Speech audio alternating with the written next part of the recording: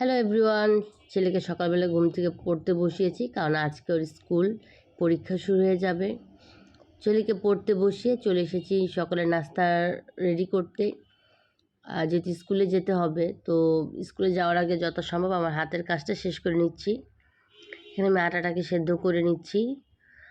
আর সকালে যেহেতু রুটি খাওয়া হয়, তো আটাটা তো গুলাতেই হবে।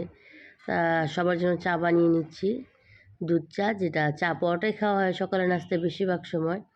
এটা বসিয়ে দিচ্ছি গরম পানি ফ্লাক্সে ঢালবার জন্য। আর গরম পানিটা হয়ে গেছে। আর যেহেতু এখন শীতের সিজন, এখন বাচ্চা বা বড় সবারই একটু পানির সঙ্গে একটু গরম পানিটা মিশিয়ে খাওয়া উচিত। আর আমাদের যেহেতু ছোটো বাচ্চা আছে, তো বাকি পানিটা আমি একটু জগে ঢেলে নিলাম। এখন চলে যাব আটাটা গুলাতে। এই যে আমার আটাটা এখন আমি একটু সামান্য পানি আর তেল মিশিয়ে ভাবে আটাটা গুলিয়ে নিচ্ছি। আর যারা আমার ভিডিওটি যারা ইউটিউব থেকে দেখছেন, অবশ্যই আমার চ্যানেলটা সাবস্ক্রাইব করবেন। আর যারা ফেসবুক থেকে দেখছেন, তারা অবশ্যই আমার পেজটা ফলো করে দিবেন। আটাটা গুলানো হয়ে গেছে, এখন আমি এটা বক্সে করে রেখে দিচ্ছি। আর চায়েতে চা পাতি ঢেলে দিয়ে দিলাম মাপ মতো। এই যে আমার চাটা অলমোস্ট হয়ে গেছে। আর সকালবেলা 1 কাপ চা তো খুব প্রয়োজন।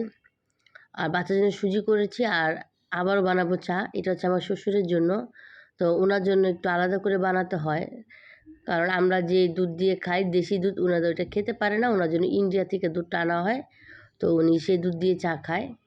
তো আমার শ্বশুরের জন্য ভিন্ন চা বানাচ্ছি।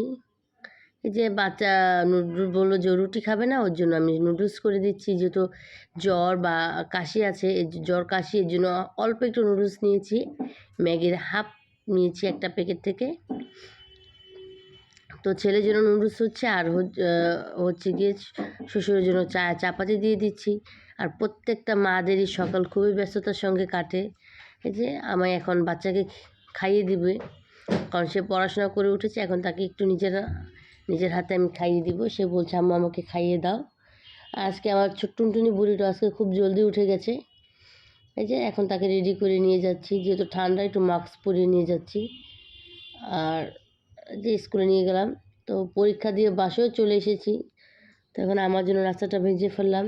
আর এখন আমি বেলা হয়ে গেছে, প্রায় 11টা বেজে গেছে। এখন আমার জন্য নাস্তা প্রিপেয়ার করছি। একটা পরোটা ভেজে নিলাম।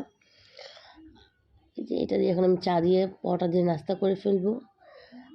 ধন্যবাদ সবাইকে, যারা এতটা সময় নিয়ে আমার ভিডিওটি দেখছেন, তাদেরকে অসংখ্য অসংখ্য ধন্যবাদ। কি